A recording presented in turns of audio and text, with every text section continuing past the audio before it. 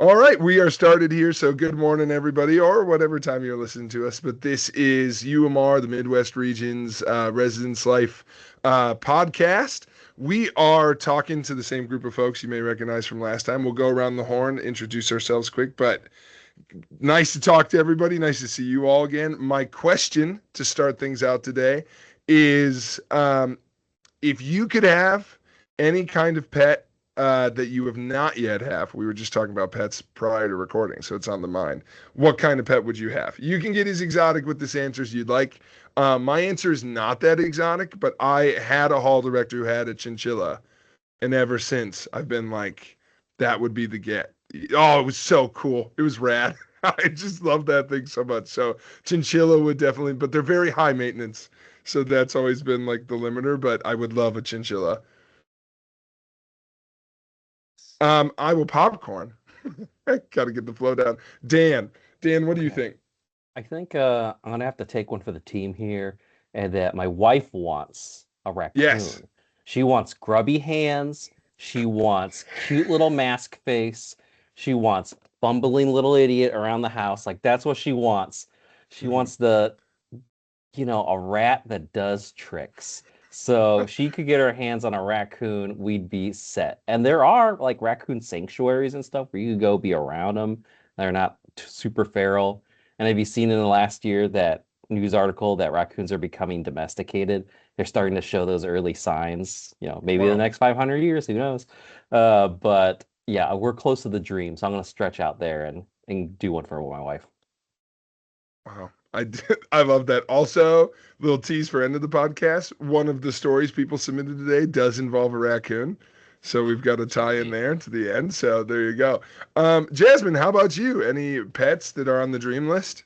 Um, okay, so I've had dogs, cats, I had hamsters as a kid, and of course they died in a tragic way, like all hamsters. So I've had Yeah, like as they the do. caged animal, the free aloof cat, the crazy dog. I've never had a rabbit, and I've had friends that have Oh, had rabbits, so I'm certainly rabbit curious.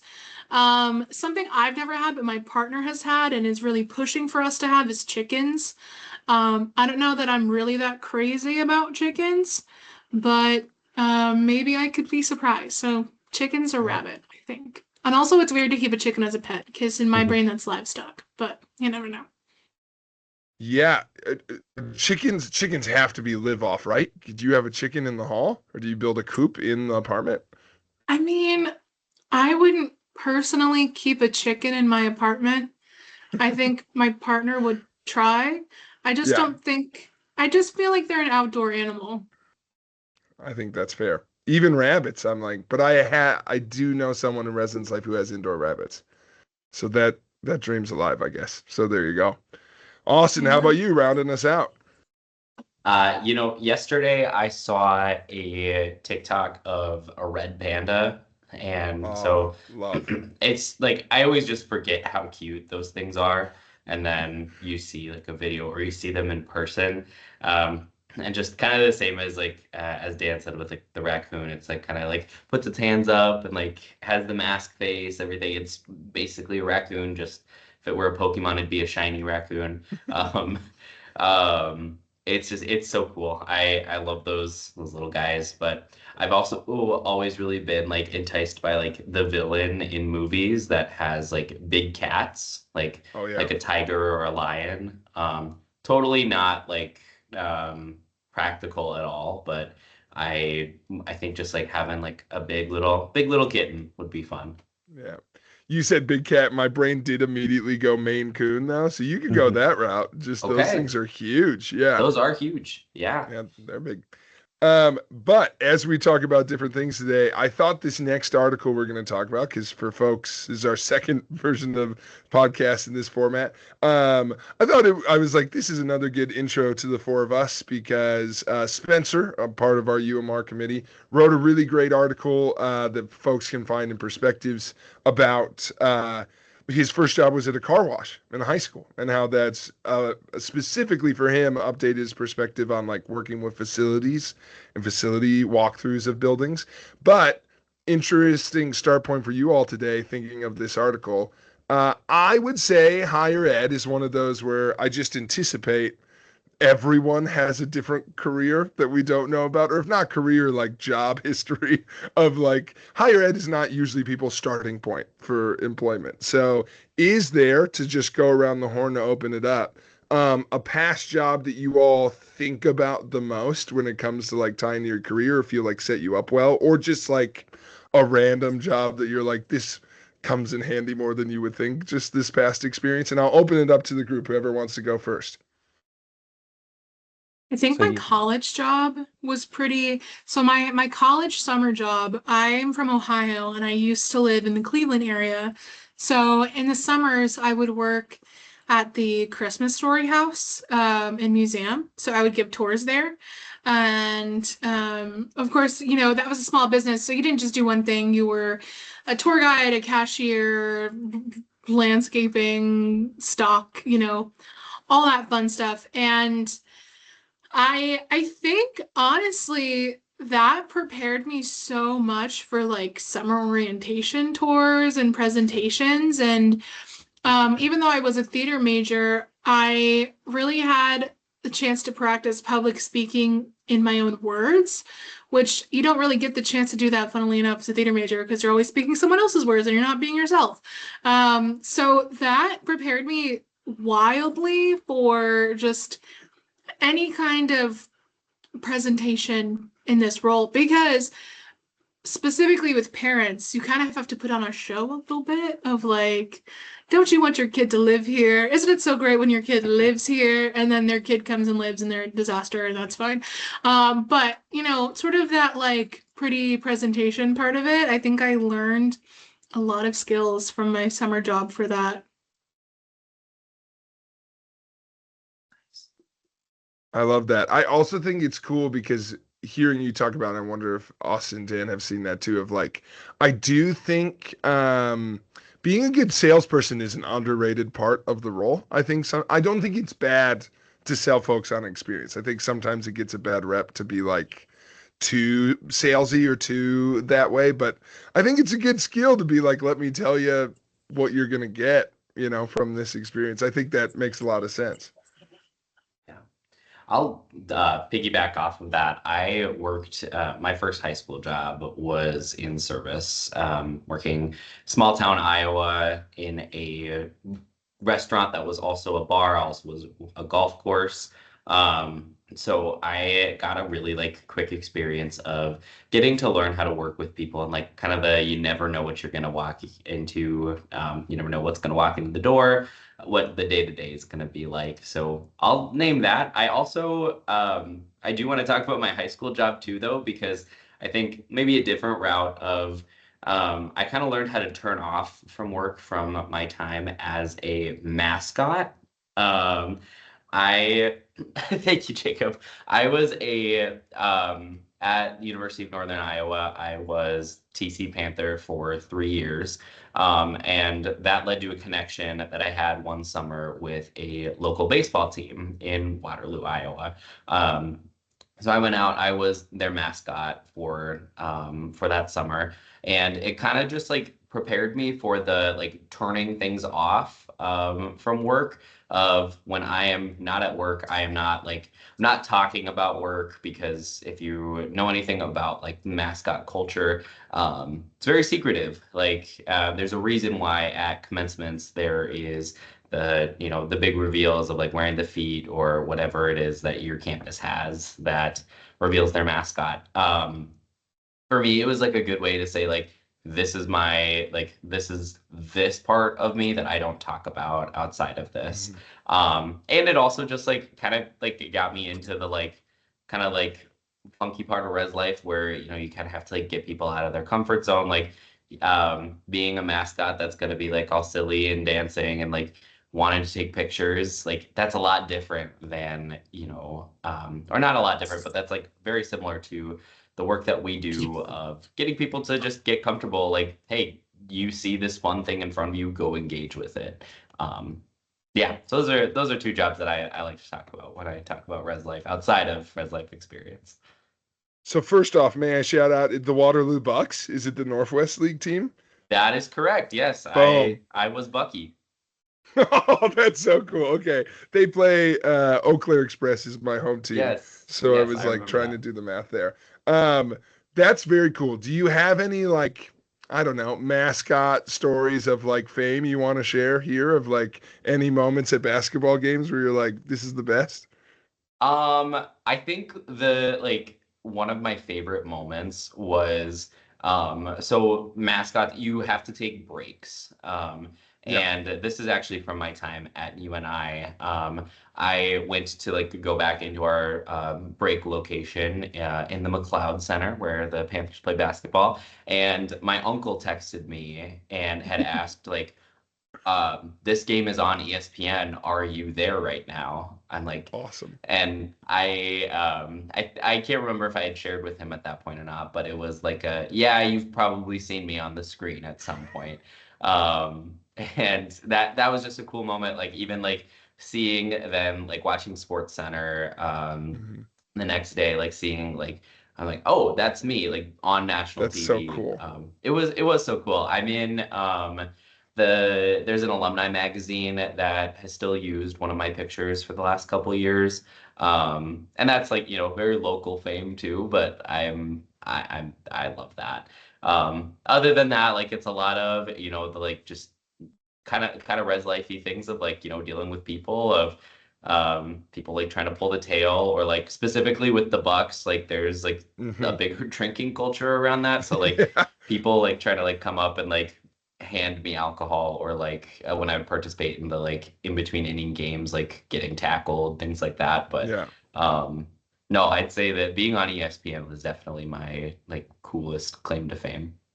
Oh, that is awesome. And this is the Thanks. part of the show where I hope it's revealed that everyone here has been a mascot. That's what I always, we've actually all been mascots, but I don't know. But Dan, any mascot related jobs you'd like to share or I otherwise? I guess a side gig. There was a siblings and kids weekend for our Residence Hall Association in undergrad, and I had built a Kool-Aid Man costume for something Yes. completely unrelated. So we dusted it off, and I wandered the grounds as the Kool-Aid Man. So there was that. Yeah, the other job that I think of, it was maybe my second or third job out of college.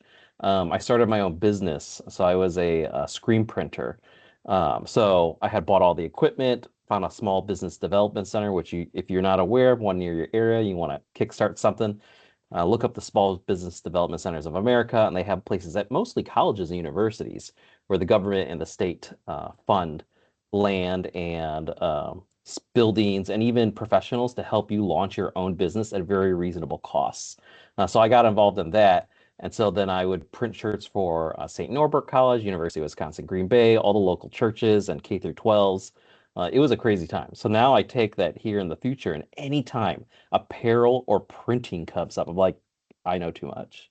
So I can help people get the right price, figure out how the different quality of like printed products, whether it's shirts, pens, or whatever that might be. And it's just, there's so much about that industry. And it's also changed in the last 15 years. Like even the price of cotton alone and the way that those prices are, and even the shirt technologies, the moisture wicking and the cotton bloods and all that kind of stuff. It's fascinating. And so it helps me a bit since we do order a lot of those type of items for our own schools to be able to raise my hand and be like, whoa, if we're gonna go 100% cotton, you need to know the ups and the downs because I see there are several options here, and like, who would think about that? So that's been pretty fun. That is good. Do you feel, are there ever moments where you like inject yourself and like you don't know you're talking to an expert here on printing? Hmm. Usually, no. Most people that I'm in the orbits with are aware. They're aware. Okay. Usually aware, yeah, because in some meeting I've already mentioned it because we're often talking about Yeah. yeah, promotional products a lot. Yeah, that makes sense. I would also imagine it's been helpful even with just like a budget mindset that like we don't work with budgets all the time. I think you of the four of us probably do the most, but like that idea of product comparison comes up more in higher ed than I think people realize maybe from an outside lens. Mhm. A really big change here, I think that's been good for the college that I'm at, is that 2 years ago I brought in my printing machine. It's a heat press, so Mm, we're not doing the screen printing. It's a little more simple to use. You might see them at the malls where like they make a shirt real quick and they press it right on there. Yeah. I said we could do this ourselves and not pay like custom ink or any of our local places, which, as the budgets are getting tighter, like we could do it ourselves. It requires some skill. You need to be trained to use this machine because it can be dangerous. So we did all of our RA shirts that way. And so I trained my staff, professional staff, how to use the machine. And then um, last year, I think we did it again, and we had another office come in and get trained, and they did it. And then this year, the school bought a press because it was just saving so much money, and people were able to be trained. So I've trained like, I don't know, a quarter of my division at this point how to use the machine. And yeah, nobody's gotten burned yet, which is you get marks on your forearms if you're not using the machine correctly. So that was kind of cool because I knew what I'm doing, and I know how to buy the materials at the cheapest possible price from like commercial vendors, and like we're saving money. So we're really into that. I love that. I, like you all, had a large collection of random side jobs. Because people went back to high school, I didn't know if people would. I'll mention my high school job that I do think helped, at least temperament-wise, is I was an umpire through most of high school. So I umped mostly third grade softball. That was my bread. I like when the kids don't know how to swing yet. That's where it's great. Because if a parent gets mad, which they do still somehow at third grade softball, I'm like, the kids can't keep standing at the plate. Can we just like have a moment? Like it's a strike. Swing the bat. I don't know what to tell you. Like we're okay. But then I did do some high school softball umping and some middle school baseball umping. And now I feel like that set my temperament because I've never had anyone be as mean to me as people were at like the umpire job. So now like people yell at me, like parents at student affairs, and like I'll have peers be like, "Can you believe that mom yelled at you?" And I'm like, "You haven't seen anything. Try being a ninth grader and calling something a foul ball. It's insane." Like, and you're like, "I don't really have an opinion on this. At least in this, it's like I have a reason I make decisions." You're like a high school umpire, and you're like, "I don't know why I did that. It just felt that way to me," and now everyone's upset. So I also think it's an interesting philosophy to be like, if you do your job well, people don't notice you. And I kind of feel that way sometimes now of like, if everything goes right, nobody talks about the ump. And sometimes I feel that way in higher ed too. The other one is I've mentioned before, I like grew up on a dairy farm, so that was a big job, but I did a lot of manual labor jobs. The one that comes up all the time with staff is I worked for a few months building homes. So I like put up houses and different things, actually in parts of Texas. And I think what comes up a lot there is there are times I just miss manual labor. Like there are moments where I'm like, I wish I could just like go build something right now. But also, I think it's cool because when we talk about, and I even heard it you all talking just now about like different work and things, I like the perspective of, I sometimes think even when we work with people all the time, people think about their jobs like they're manual labor type jobs where it's like, well, we put a lot of work in, we should see results or like incremental results. And like when I was building homes, it was nice because we always joked like we worked 1 week on a house and like we built a porch. And it's like, we really did something there. Look at that porch that's done. But you work a whole semester with students and it's a lot harder to see like all the work you put in. So I think about that a lot of like, we're doing more work or the same amount, but you just don't see it in the same way. So that comes up all the time for me because I went from that job with the same group of people to being all the people who worked on the construction job were RAs. And when we came back, we were all like so defeated because we're like, we're not nearly as helpful as we were building houses, but you just like don't see it. So I think about that all the time because it's like, you can't punish yourself for not necessarily seeing the same level of results you do in some of those other works. Which Spencer made me think a lot about in the car wash article too, because he talks about you see a certain number of cars a day makes you feel a certain level of productive. But going off of that, the last thing I'll ask about this article to you all is, do you feel like, and Spencer kind of touched on this, that like this type of work in our different backgrounds gives you more of an appreciation for the other jobs on campus?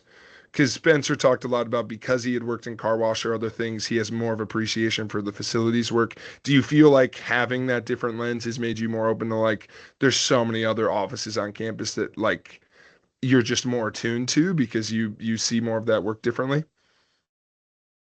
Definitely. I mean, I think we've all had those little um crummy middle minimum wage jobs that make us appreciate facilities for one thing. Because those folks work so hard, especially here at UW. But I think for me, I mean, I've been open very previously about my Title IX position that I used to have before this. Whenever I was looking for jobs out in Madison, the Title IX jobs here required having a JD, which I did not have, but that makes a lot of sense. So I can only imagine the hard work that is to be at a Big Ten school, having to practice law or know how to practice law and have the degree to do so, and work in a Title IX office. That has got to be some insanity. But as far as like my previous work experience that I shared, I feel like every time I drive in Madison, I see a tour of some kind, and it could be in the most absurd place. So, I mean, my partner was a tour guide in college for our college. I did some, and then I did my tour guide job over the summer. I cannot imagine what it must be like to be a UW-Madison tour guide. And like this is a school that like pretty much sells itself. So to give it something interesting and to drag all those parents and students across I don't know how many blocks and keeping them all together. Yeah, I appreciate so many moving parts of this university. Very grateful that I do not have to be a part of them also. I worked at a dining, counseling center, conferences, stuff like that. So knowing that everybody else has their like own part, I try never to go to some office and be like, I know what you do. Because even though done a couple of those things, I also know at every college and university, those functions are different, unique to them. Yeah, great And point. it is consistently always different. It's not just like, oh yeah, conferences are different everywhere. They're all different. So I think that added some perspective. That doesn't matter if you think you know how their day is going. You don't. It's unique at every institution and for every person, every department. I think kind of similar to what Jasmine said about like the qualifications that people need to have. Yeah. Recently came up HVAC in my building as our AC went out over the weekend. I have no knowledge of that. But my partner's dad is an HVAC. He used to instruct it at a community college. Thinking about how our entire facilities team, like they have some sort of knowledge in how to do like make this thing work that is like completely otherworldly to me, like is just magnificent. The way that people's brains can work to, make something else move or, thinking back to like mentioning restaurants, like these ingredients do this, or this is a cook time for this. This is the exact temperature that this meat needs to be at, or like this is how you know when it's time to clean this, or like just the way that people's brains can work, I think is just so cool. And I really love that in Spencer's article, like specifically facilities are mentioned too, Yeah. because I think that it's just it's such an important piece of our role. I had a director once who said, if we had none of our facility staff on campus, on any campus, we would recognize immediately. Like we like residential life can take a week off. Yeah. Facilities cannot. In that same way. So it really gives me a huge appreciation for particularly for facilities work, and then just other like other offices too that have like just massive breadths of knowledge that I can't even begin to fathom. Yeah, my dad has a saying that often comes to mind when I think about that, Austin, which is you got to take care of the people who are doing jobs people only notice when it's not going well, which That's is right. like facilities is that, but there's a bunch of them where it's like they are important, but when they're done well, again, no one really like notices or maybe gives credit they deserve, but everyone notices, like you said, when our facilities folks need to take time off or Yep. when there's changes in staffing.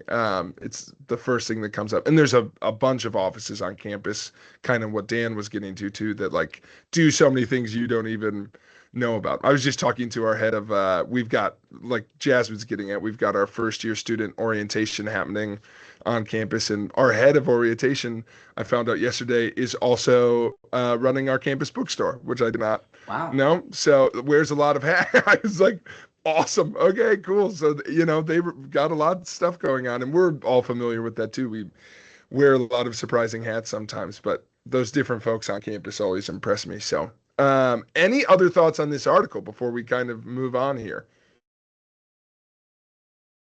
I just appreciate Spencer shedding light on this too, because Yes. it's important too. Like, I mean, Yeah. this is the stuff that like doesn't show up in our job interviews where he's talking about, yeah, back to when I was an RA, but we don't really talk about like any other experience aside from that. Like, that's kind of the furthest away from our professional jobs that we usually will get into. So, I really appreciate getting to talk about this a little bit more.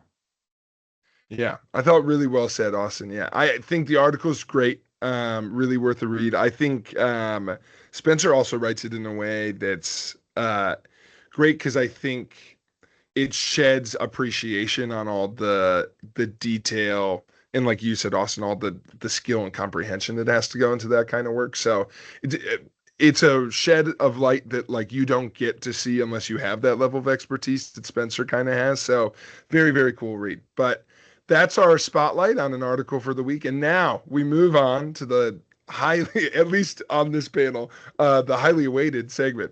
We've got Behind Closed Doors coming, our storytelling gamified segment where each of the folks here, including myself, have submitted a story related to a topic. This month's topic is summer, or any kind of campus conference operations. I guess for folks from different lenses, it's good to just share that residence life is one of those that takes on a new life once students leave. It doesn't really stop, but between planning for next year and some folks move into like enrollment operations, camps and conferences typically really take over at a lot of institutions too, as campuses find different ways to use all those buildings.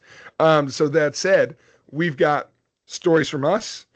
I had AI generate a story, and just to spice the pot a little bit, I wrote a fake story just because last week there was a lot of emphasis on the fakery being AI written. So one of them is human fakery. You do not have to be that specific. Today, your guesses can be one of us on the panel or just it's not real. And I'll give you credit either way. I believe last time Austin won. So congrats on that. I'm keeping track. I'm Yes. gonna start tallying everybody's batting average. Yeah. It's like if folks have ever seen the ESPN show Around the Horn, we'll just keep track of people's wins arbitrarily. Yes. So we will start with the story. I might as well start with the one that I teased earlier, which is a raccoon related story. So this time around, most folks did titles for their submissions. And this one, for folks playing along at home, is called Our New Campus Pet. So, during the first summer after the beginning of the COVID pandemic, our campus emptied out, besides essentially just housing professionals, of course. Well, that and a surge of wildlife. We were worried for a while the campus would feel eerie or empty without students that spring, but we were happy to find our furry friends making themselves at home. We had deer living on the lawn of the health center, a family of possums living in the trees of the quad, and rabbits sleeping peacefully outside residence hall entrances. A lot of shout outs to pets we would have, by the way. But the big star of the show was a hefty raccoon we named Butch. Butch was a giant raccoon, and it's a great name. And we'd always laugh seeing him pull himself out of gutters and running around campus like he ran the place. We knew Butch was getting bold when he kept getting closer and closer to the hall's big dumpsters. One night, when we came out of the buildings, we noticed one of the metal trash cans outside the hall was missing. When we looked around, Butch was dragging the metal trash can across campus behind him, apparently tired of making multiple trips. The next morning, we found the trash can on the entire opposite side of campus, about 15 minutes away. Butch was clearly a very persistent raccoon. When students came back, we never saw Butch around again, but we like to think he's still around, even more massive than we remember. So, initial thoughts on Butch the raccoon as folks hear it. I need a follow up on Butch. Whoever did end up submitting this. I'm thinking about geographic locations and what I know about Jasmine and Dan. I would say maybe this is a little bit more Jasmine's experience, but wow. that's just kind of that's just my initial thought. But so somebody had to throw the first stone. So yeah, I like it, Austin. That's good. Jasmine, rebuttal. I think the gauntlet has been thrown, and I will say I don't know that a raccoon is capable of dragging a trash can. Like, do they have the forearm strength? Maybe if it wasn't that full, maybe if they cleaned it out and only dragged it a little bit and then the wind did the rest of the job, you know, maybe. Part of me wants to say that it's fake, but another part of me wants to say that Dan wrote this only because Dan had a really crazy and unbelievable story last time. So it's good. Yeah, I'm oscillating between both of those options. That's right. Perfect. We'll get initial thoughts and you can lock it in a moment if you want to. Yeah, I was gonna say Austin did like to accuse people for his own story last time, so that's also a possibility. Looking back, that was a key strategy. Down, yeah. That was good. Dan, your thoughts? I feel confident that it's a real story, but I have difficulty placing on a particular person. So to gamify it and get the most points, that's as far as I will go, so I won't be wrong. Somebody wrote it. Somebody wrote it. I like that a lot. Well, now has come the time for folks to lock in. Because you won last time, we'll start here. Austin, who is your guess? Are you sticking with Jasmine? It was a great rebuttal, but Jasmine, this is your story. Okay. Jasmine, who are you going with? I'm Austin just because he's accusing me. It's great. This is becoming werewolf, and I like it. Dan, what do you got? I say it is human and not AI. And I don't think it's yours. I don't know if it's Austin or Jasmine, but it's definitely human. No, I'm forcing a guess. You must guess one of us. Okay, so then I'm gonna say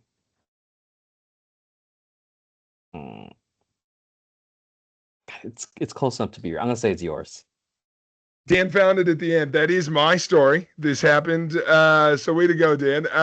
This happened in Kansas State. So the geographic location part was kind of on it. And Jasmine did crack the code a little bit, but I just didn't put in the story because I thought it would be too much detail. But by the time Butch got that can across campus, there wasn't anything left in it. He made quite the mess along the way, which made it more feasible. But yes, any follow-ups, Butch is real, and I like to think still out there, but just a giant raccoon. We haven't heard anything else about him. We don't know. No. Oh. Too big. Yeah. Okay. I ask Aisha, who's a member of the committee, sometimes if we see him, but now. And I can't stress enough that the coolest and scariest thing of all time is this cat, or not a cat, raccoon was easily the size of I don't know, a terrier, like a mid-sized dog, very big, and would just emerge and then go back into gutters. So would just heave himself up. So I think still around, but that summer, early spring at K-State, animals were just everywhere. So I think Butch felt a little more comfortable. But I don't know, was that a phenomenon with everyone else? Like COVID summer, it got so quiet that people just saw more animals places, or was it maybe more isolated to that campus? We did have a turkey come on campus, I think, that first year. I've never seen a turkey since or before. I will say I was in rural Iowa where we already it's just kind of squirrels and birds. So I didn't really see anything. Rural north, very far northwest in Iowa. So Austin froze, I believe. Oh no. We just He looks very stuck on happy. Northwest. Oh, there he Wow, goes. he'll be back. He'll be back. He'll be back. But I think up here we see a lot of rabbits and a lot of wild turkeys. Yeah. Not had any trash can stealers just yet. I think the most wild animal around here is my dog, but that's about it. I mean, and that's plenty wild, depending. So, oh, and right on cue, Austin readmitted. Down but not out. Sorry about that, y'all. It's okay. It was actually perfect timing. So that said, Dan, you're on the board. Way to go. And we move on. Oh, see, I should put these in an order ahead of time. So don't read too much in the strategy of like what orders you can read these because I really don't think it through. I guess I'll just do this one. For your next story, this one does not have a title. I had a camp from hell come through at the previous job. In my first professional role, I was tasked with coordinating one of our early camps for my first summer on the job. I never received a roster from this group until the afternoon before they arrived, with them saying they might arrive that day or maybe the next. This camp then let us know that they would be registering youth participants on the spot and weren't sure of how many rooms they would need. They'd only booked 3 floors, one of which they needed to be divided by gender. The registration requested no linens, but as campers were registering on the spot after being dropped off from school, plenty of them had no bedding. What was supposed to be a 2-hour afternoon check-in turned into a 3 to 11:30 p.m. check-in timeline. I did not receive a final roster from this group until they were checking out. And in addition, they lost around 12 keys. Sure, I got a learning moment from this and great experience, but my biggest takeaway was getting to meet a few athletes from my favorite sports team in the process, as it was part of a philanthropy project. So, a lot of interesting details there. What do people think? What a nightmare. That's No okay. kidding. By the way, whatever this story is, because I won't give anything away, I just want people to know I hate that this is realistic in so many different ways. Yeah. But a Oh, you're nightmare like, is oh, we correct, didn't Dan. have a roster, check in. I'm like, no. Okay. So I am torn between AI or real because, right, that's all those things are comfortably true. They could absolutely happen. It's not outside Mhm. the realm. I know last time we heard that the AI one, like, yeah, I mean, it didn't jump any sharks. So Yeah. I'm gonna say real because they threw in the last part about being a charity thing and meeting some heroes. I just think that's a little extra detail that someone would be proud of, so they would throw it in. And I don't know if an AI would do that. If I had to guess, I guess I'll say Austin because I know that he was a mascot, so he's in tune to that. And we've already guessed yours, so that's why I'll say Austin. All right. Very good deduction. Let's see. Jasmine or Austin, thoughts? I think the way that we were all just supremely aghast during that entire time Yeah. tells me that it may not be one of us, but it also begs the question, would you read 2 of your stories back to back? I don't know. I mean, it sounds I think Would it I? hits all the marks, but it does make me think, okay, this has to be a small school because in no way would a big school with so many cooks in the kitchen allow for a camp with no roster. So now I'm like, okay, but who has worked at a small school? And I think all of us have. So it doesn't narrow it down. I think I'm going to say this was the fake human written one simply because I think you would definitely write in a detail about sports. Mm. And this is just vague enough and disastrous enough Yeah. to be plausible without like, I don't know, it's plausible but not specific, but you made it specific, I guess. So yeah, I'm gonna say Okay. fake human story. I like that. Okay. Good reasoning there. Austin, what do you think? I am pretty well locked in on Dan.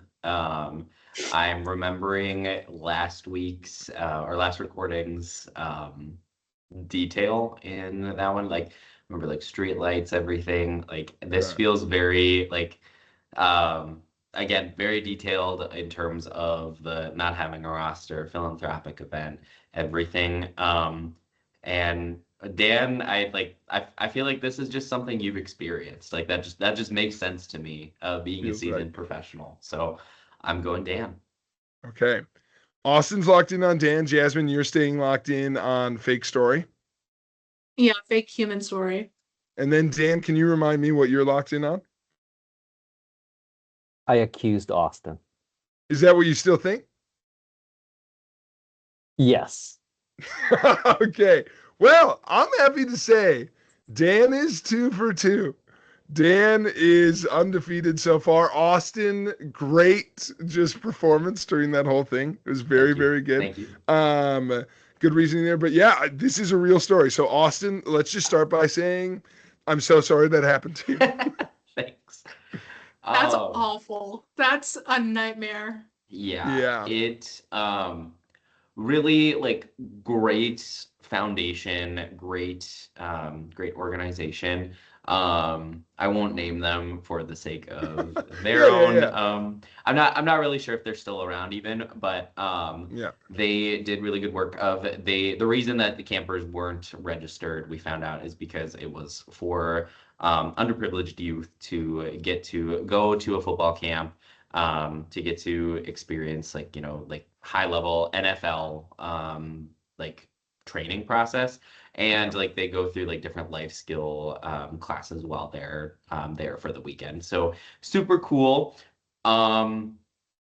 They were not asked to come back after that experience, because I mean I think the organization doesn't exist anymore, but they like it was that much of a mess of just the needs like that they underestimated what they needed and like what we could actually provide. But it was like super cool. There were I'm a huge Minnesota Vikings fan, and it like one of a handful of players showed up.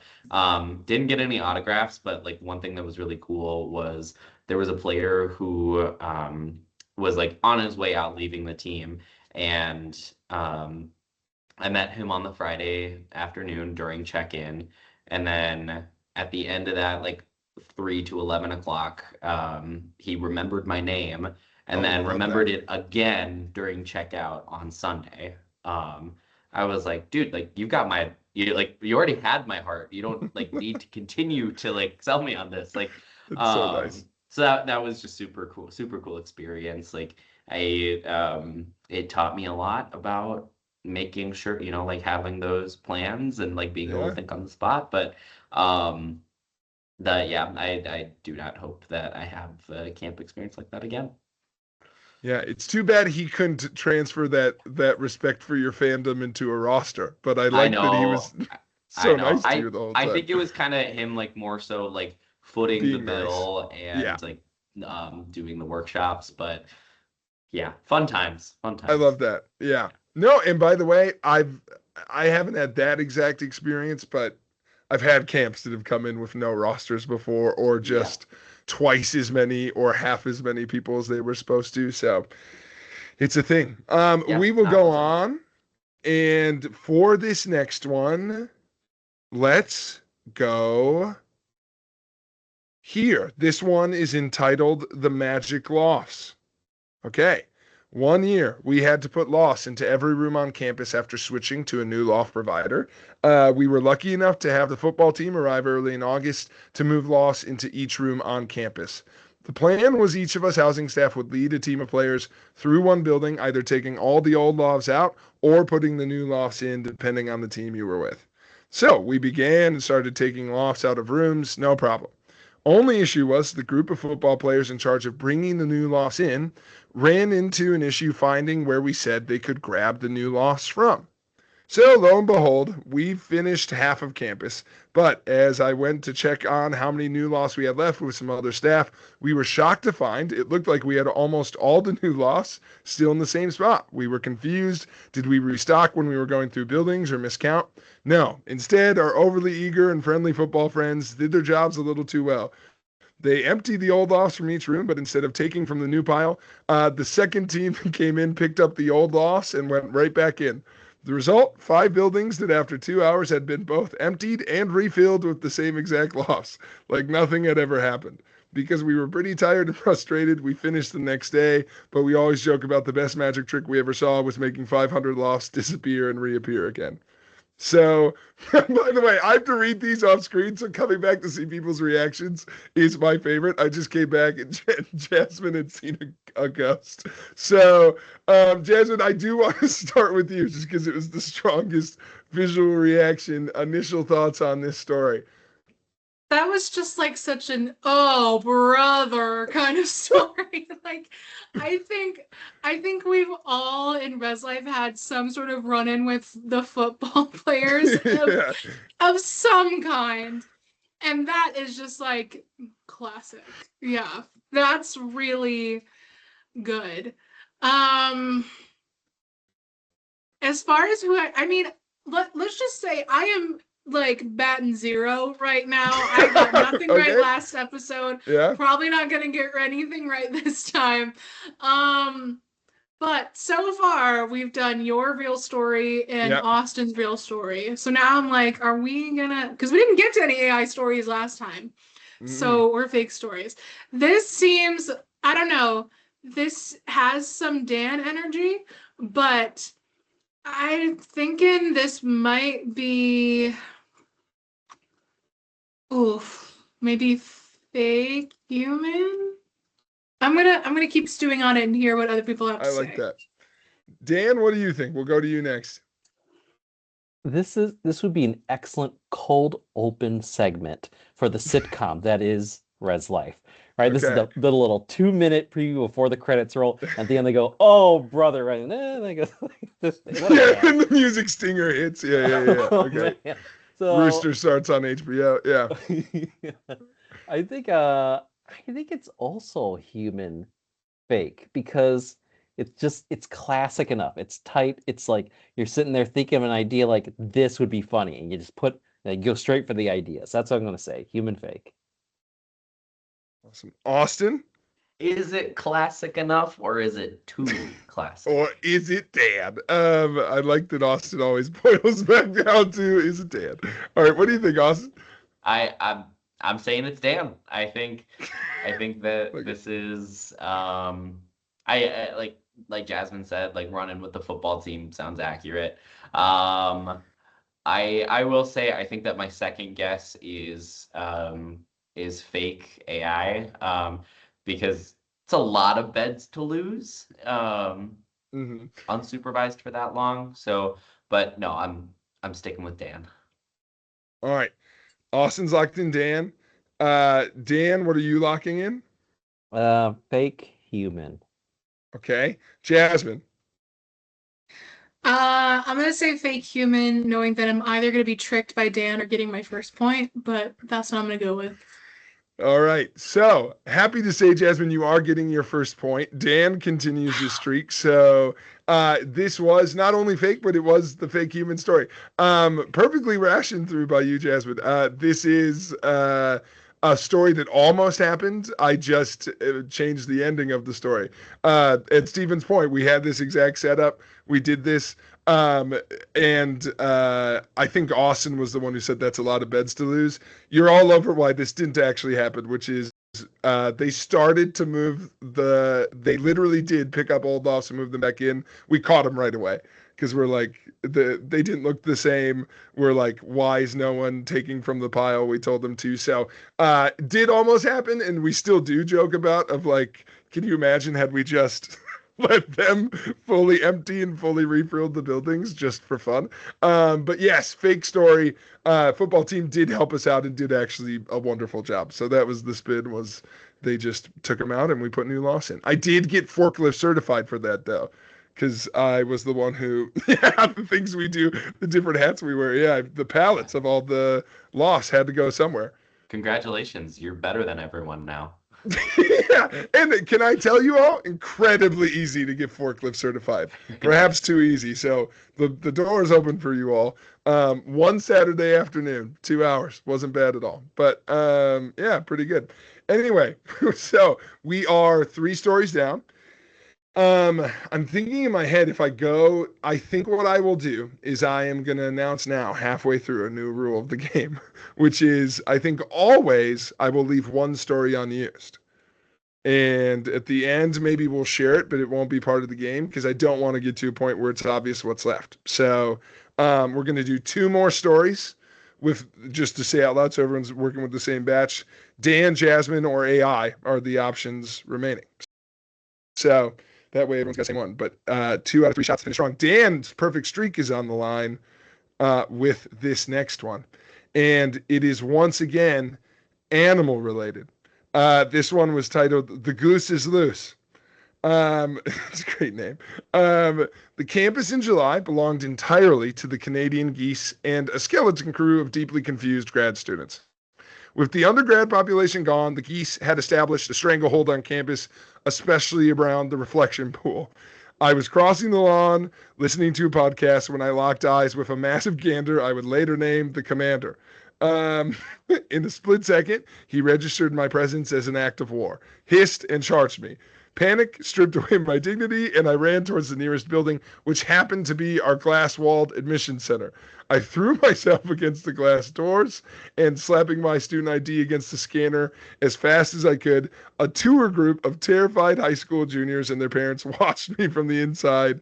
I'll note they did not help me. The scanner beat green just as the commander launched himself at my shins. I tumbled backward into the lobby, landing flat on my back at the feet of the stunned tour group. The goose slammed against the glass doors while maintaining furious eye contact with me. As I lay there on the ground for a solid 5 seconds, breathing heavy, I looked up at the horrified tour families. The student tour guide, however, did not even blink. He just pointed at me, said, "And as you can see, our campus staff takes wildlife preservation very seriously. Now we will conclude our tour with the campus library." I stayed on the floor as the group moved on, accepting my new life as a cautionary tale for prospective freshmen. So, that is the story. I will start with Dan this time. What do you think? I think I wrote this in a different life. So I'm gonna say it's AI. That's crazy. Yeah, okay. I'm like, yeah, if that happened to me, thank goodness it didn't happen to me. Or am I just throwing shade on myself? I don't know. But wow. Yeah, okay. I think AI. I'm gonna vote for AI. Okay. Jasmine, what do you think? I'm going with AI only because, and this does sound like Dan, but there's just something about it, and I know it's not me, so it's definitely AI. And I saved the true neutral for last. Austin, you know it's not you. So what That's you know, correct. so what do you think? Do you think one of these two is lying, or do you agree with them that it's AI? I would love to just really stick to my guns and say Dan again, but the flaw in the story is they're at the admission center. Why are they ending it at the campus library? This is AI. Wow, Austin is throwing it wide open. It's correct. It's AI. They got their touring wrong. But what a good, witty story by AI. They That's a threw good in a one. name. That's Yeah. good. The only prompt I said was write me a 2-paragraph story about summer on a campus, first perspective. So they did all the animal ones. Very good. I did like that they gave the tour guide like a stinger joke at the end. But yes, the order's all wrong. I also, and I hinted this to Jasmine and Dan earlier, but I did my best to not give it away. This story had so many descriptive detail words in it that I took out. Like this was the edited version. Before it was like they fell on the linoleum floor. The geese was like 5'8". Like it was crazy. There was just so many specific details that I was like, we don't need this in the story, but thank you. Yeah. I'm surprised that's edited because there already still were a lot of descriptors. Yeah, I got very tired. I was like, I have to leave some of these in. Rereading it right now, I was like, I should have cut that too. But yeah, I was like, I have to. Yeah, the glass walled admission center, which, by the way, they are all made out of glass, which is always funny to me. But yes, so AI's done, which means heading into this last one, we're either getting Jasmine or getting Dan's story, which is what I wanted to end on. And we will read the other one afterwards, so don't worry, we won't skip any. But that said, for guessing, let's see. I'm just going to go to the first one my page falls on here. We are going to do this one. It is the summer of 2025. I got to know camps and conferences in a major way, as it was the first year that I lived and worked in the building being utilized for the summer. I had a pre-college camp hosted in the residence halls I oversaw, the students of which were middle school age. When I tell you that this was an experience from the furthest depths of hell, I mean it. The kids were loud, louder than a drunk gaggle of college freshmen. Good tie into last story, which this person had no idea that I was going to read, which is no easy feat. I'd be working in my office, minding my own business, when suddenly there'd be an eruption of noise in the form of a karaoke party in the lobby. I didn't know the last time you heard a bunch of 12-year-old girls who think they can sing to try belt out Ariana Grande, but I'll tell you right now, it's at best unpleasant. There would also be times when I would catch the boys playing dodgeball in the hallway. Even though they were not my circus, they were loose monkeys in my building, so I had to tell them to stop. Everyone seemed to love trying to get into my apartment, counselors and students alike. I don't know why they were attracted to it like moths to a flame, but they were. I had to lock my door more during the summer than I had the whole academic year. For context, I do not have a private entrance to my apartment, so it's smack dab in the middle of the first floor hallway. Despite my countless introductions, the counselors had no idea who I was. Every time I entered the building, they'd ask, "Are you a parent of a camper?" No, I'm 26. I work and live here, but thanks for thinking I'm old enough to parent a middle schooler. Real confidence boost. Anytime I had friends over or when my partner tried to walk to his apartment, counselors would investigate them and try to make them leave. I understand they were just trying to keep the kiddos safe, but it was a bit insulting for my partner to be called a creep just for trying to go home. To add insult to injury, they stole my DoorDash. That pissed me off more than anything because I couldn't get a refund. The food was delivered. I just didn't know it was any good because some random middle schooler ate my Jimmy John's. Did they think that Jimmy John's just falls from the sky? No, it came from my payday treat to myself. They probably didn't even enjoy it because it was a lettuce wrap, but that genuinely keeps me up at night. That was my lettuce wrap. Anyway, I have the same pre-college camp in my building this summer, so pray for me. So that was great. I love how it was written. It made me laugh as I read it when it was submitted. So here's what we're going to do, because Dan and Jasmine knows whose story this is by process of elimination. So what I'm going to do is I'm going to just let Austin go. And I think, to be fair, I think I'll let Austin go, and then I'll let both Jasmine and Dan tell me why it's not theirs to add a limited game, and we'll see if Austin changes his mind. So, Austin, you're up first. What are your initial leanings on how this story went? Jasmine, this is you. Okay. Strong guess. I believe that what I know about Dan is that Dan has been live off for a couple of years. Mm-hmm. No need to confirm or deny that, Dan. It's just my headcanon for you. And there was one other piece that I was like, okay, this may be identifying, but yeah, no, I'm saying it's Jasmine. I'm sorry if it's not you. But this is, I think, the one I feel the most strongly about. Maybe because there's just a 50-50 shot, but I'm betting all on That's Jasmine. very fair. Jasmine, would you like to rebuttal? Or Dan, you go first. Because I was called out as definitely not being the person. I do want to just offer a rebuttal that do note it mentioned that the original story, had happened a little time ago, but it's also happening again. You don't know that my office is not in a residence hall. That's very common, and I won't reveal where I am right now. But keep that in mind. Not only that, you got to be in the game for a while to have something that crazy happen. And so I just have time. I think the odds might be in my favor. I don't want to, again, give anything away. I want things to be still gamified, but some things to consider.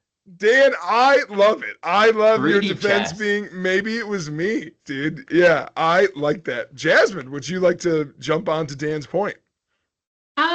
I would just say, just listening to some of the details of this story, I think if my apartment was disturbed, it'd be a bigger problem for my dog, who I love very much. So that could be. And I also just don't DoorDash things very often. That's okay. Austin, they have set you up very specifically. So would you like to change your mind, or are you going to keep it locked on Jasmine? I'm locking on Jasmine. I do not Okay. think that Dan, you're in Grinnell, right? No. Why did I think that? I was gonna say I didn't think that the city that you're in had DoorDash, but if it was Grinnell, but no, I'm sticking to it. It's Jasmine. Well, I can reveal that Dan, excellent work. Jasmine, excellent work. It is Jasmine's though. So Austin picked this up. Really good job, but very, very good. No, it was as soon as I read the part about the apartment, I had the same thought, which is like, oh, the way I've set this up, it might give it away. But still very good. Jasmine, we got to talk about that. What the heck is up with this group? That is insane. I do just want to say, I realized when I heard it, I was like, oh, this is so obviously me. Like, there's no way.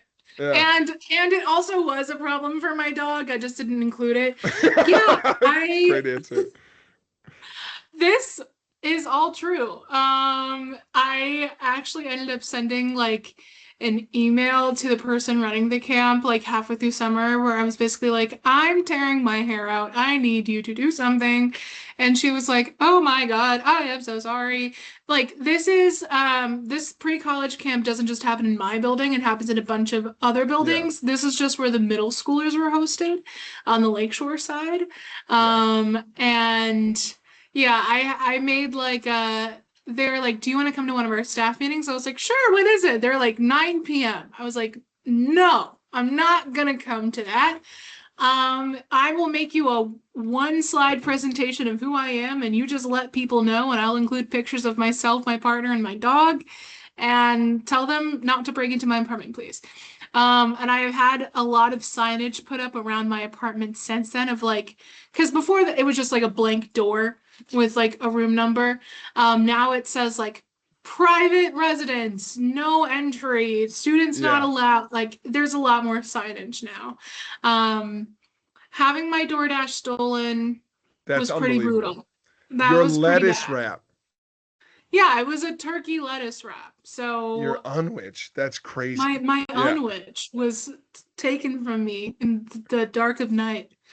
At I think it was like 2:00 in the afternoon, but it was very disappointing.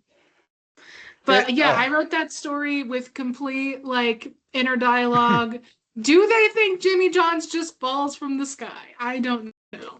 I liked it a lot. It was good. Yeah. Thank you.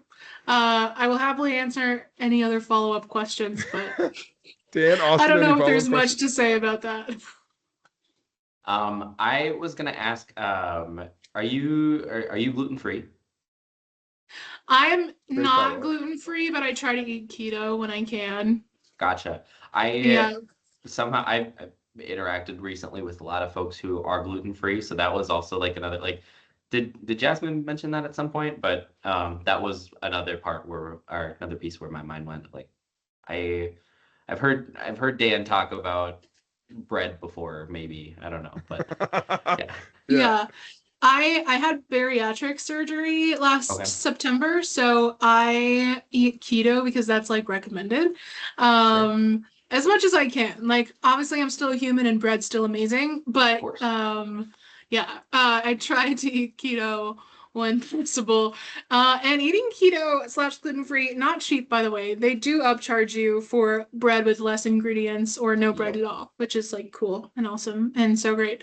So yeah, getting my lettuce wrap, my unwich stolen, genuinely was the most upsetting thing. Like break into my apartment all you want, but hands off my lettuce wrap. Absolutely. I know I don't have to muddy the waters anymore, but I've had an unwich and I like it. That lettuce, wherever they're getting the lettuce from, it must be a Frankenstein lettuce. Like that thing's, it's well wrapped, contains everything. Oh, yeah. The crisp. I mean, bread's got its own thing, but Jimmy John's unwiches, you got to try one. Oh no, it's not bad. Let me just make that clear. It's not bad. It's just not bread.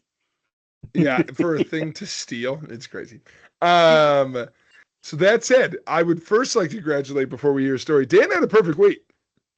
So really nice job. So champion Dan. And we will conclude by hearing Dan's story right now, which I'm also glad we get to end on. And I'll be interested now that we know it's Dan. People, I thought this was very you, but I wonder if people agree. So Dan's story. Our summer camp hall used some data techniques. For example, All of our room keys were slotted individually into a custom-made wooden panel monstrosity that looked like a 1950s telecommunications switchboard with over 200 keyholes to slide individual keys into. While antiquated, it did provide a clear visual way of seeing what keys were missing. There was one huge problem. What if you dropped it? This is what happened during the check-in of the biggest youth camp of the summer. A student desk attendant lost their grip on the keyboard while moving it from the front desk to the camp's check-in table. The camp's counselors, volunteer parents of the campers, blew up on the student, causing her to cry. When hall directors arrived, the one who regularly supervised the building also received complaint after complaint about the service. The best the staff could do was smile and nod while picking up 200 individual keys and figuring out what slots they went into. The on-call camp counselor or camp coordinator awoke to the duty phone at 1:30 a.m. It was the current cheer camp's junior counselor, no doubt calling for emergency that necessitated in-person response from a representative of the university. The coordinator introduced themselves and asked what they could do for the counselor. The counselor said they had a dire emergency. Not being locals of the city, they had no idea where to turn and hoped the coordinator could help. The coordinator jumped out of bed and began getting themselves ready to head to the scene. The counselor continued, saying that starting 8 a.m. the next morning, the parents of the campers would arrive for the end of camp routine showcase. Squads perfected their choreography and each had a custom music track to accompany it. Waiting until the last minute, the counselors were up late burning the track list on the CDs for each family as a souvenir. Unfortunately, they had just run out of blank CDs and there were also tons of other last-minute tasks to complete. Could the coordinator help? At 1:30 in the morning, the coordinator went to the nearest 24/7 Walmart and bought with their personal credit card a pack of 50 blank CDs for later reimbursement. The counselor sent the coordinator the MP3s of the songs, and the coordinator burned over 40 CDs and hand-delivered them to the counselor. It was the motto of the summer camp's office to provide the best experience to their clients. On that night, they walked their talk. Dan, what incredible stories. That's unbelievable. I should have titled them. They're two separate stories. Oh, so I should that have makes titled sense. I was And of trying to course, I figure out didn't how they were title them. connected, This- but okay. I This forgot. week, not titled. Okay, two separate ones. Okay, first thoughts on the key one. I've held some of those before, the old key trappers, and it's the scariest moment of your life holding those things. And they're just hanging on gravity. And if you put them on lanyards, they're all hanging down, then they get all tied up because it's spaghetti noodles. It was a mess. Yeah. But again, it had its purpose. We didn't have key boxes at that for summer camps. They were just because those things would move around, and you would hand them to campers, to the coordinators, to essentially take over to hand the keys out, and it was just very easy for them to visually use that. Yeah, that was not my hall. I responded with a group of hall directors when we went over there, and then the hall director who was in charge of that was just being yelled at. And the rest of us are over there like consoling the student, and some people are just helping set up tables, and it's just like, oh my gosh, like this was nuts. It was known to be a bit of a problem camp. So that I don't know, normal customer service story, I suppose. The second one was when I was a student. So I worked at a camp's office. So that was at Northern Illinois University. It had an excellent camps program. We loved it. They hired a couple students to come in, and you were the 24/7 on-call point person for an incoming camp. So they signed the contracts with the office, but then after that, they really interacted with just the student workers. And so it was like the idea, they handed me an on-call phone. It was my first on-call role. And they're like, if this rings any hour of any day, you do whatever they want. And we got enough money in this office that you just do whatever they need. And we'll pay you, whatever we got. Doesn't matter. That is the experience we derive in. And the money that the college made off of camps and conferences back then was funding several other divisions. So Correct. So we're just like, we will always want them to come back. We want them to tell their friends. We have plenty of residence halls and beds. Let's use those spaces. And so that's kind of where it was interesting to be in a role where it's like when you watch movies and they go to that fancy hotel or something, and just anything can happen. Like I was the guy that got to do that for other camps, which was kind of exciting.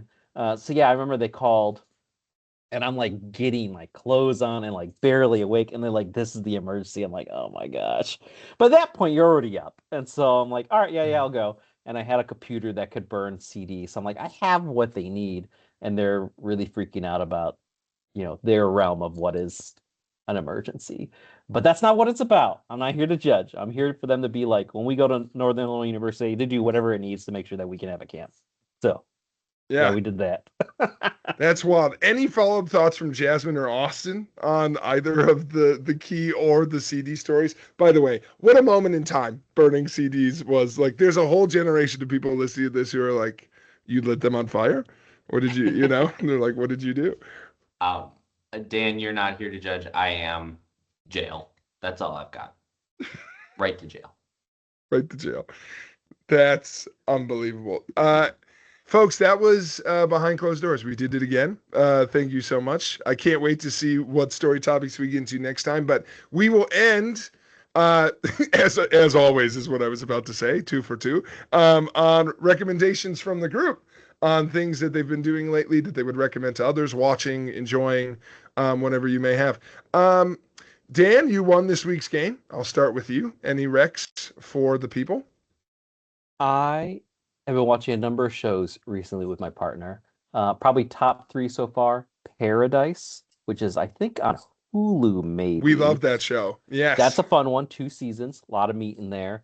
And then with my gentleman friends who are a little more vulgar, we're more vulgar than my wife is, we've been finishing The Boys on Amazon Prime.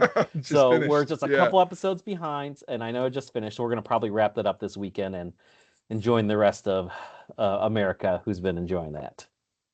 I love that. As soon as you said more vulgar, I was like, this has to be The Boys. I was like, that must be where this is going. So have never watched, but now that it's concluded, maybe I'll do the run through. Jasmine, any recs from you? I also love The Boys. Yes, Big it's so fan. good. Their spinoff Gen V is amazing. It's by the same writer who did Supernatural, so there is a lot of actor crossovers. So that's super fun. Yeah, big fan of that. I would say I also recommend cream cheese because it's such a great, it's so useful and it always tastes good. So I recommend The Boys and cream cheese in that order. It's, by the way, the most American recommendation of all time. Love that. Yeah. Right in time for the 4th of July. Yeah, absolutely. Austin, what do you got? I'm more on the Invincible side rather than The Boys, Yes. but The Boys has been on my watch list for a very long time. I'm going to recommend WNBA basketball. My partner and I are Lynx season ticket holders, and we've been really enjoying those games. Olivia Miles is the future. If nobody else is going to say it, I will. So I've got that. And then Costco. We went last night, ate a rotisserie chicken. It's the best. I'm probably going to go home. My lunch is probably going to be a rotisserie chicken salad sandwich. So I'm very, very excited for that. Now I'm trying to think if I have a random food rec that I can also throw in. That's so good. I have a movie recommendation that is now a little dated, but I've been thinking about since the last one because I'm like, I feel like this group will like it. If this group has not seen, or people listening have not seen, Ryan Gosling's new movie, Project Hail Mary, I highly recommend it. Incredibly funny. There's a lot going on. It's a good sci-fi movie. But I'm very into like Interstellar's my favorite movie of all time, so I'm very into like that. It's so good. It's very into that genre. My partner is less into it. But she loved the movie just because of how funny it was. And it's very emotional and a bunch of other stuff. So if you have not seen it, I do think it's just a good time. So that was great. And it's by the same author who wrote the book The Martian, with the Matt Damon movie. So if you enjoyed that, similar vibes. And Ryan Gosling is the best. So love that. And strawberry ice cream. I made a discovery this last week that I love it. Like I hadn't had it in a while. Your taste buds reset every 7 years, and I guess this last reset, I'm all in on strawberry ice cream now. We had it from Quick Trip, and it's the bomb. So love it. There you go. Any closing thoughts from the group before we get out of here and let folks get on with their day? Quick Trip ice cream is the truth as well. So I It is love really that. good. That was my biggest rediscovery coming back to Wisconsin was Quick Trip has always been here, you know?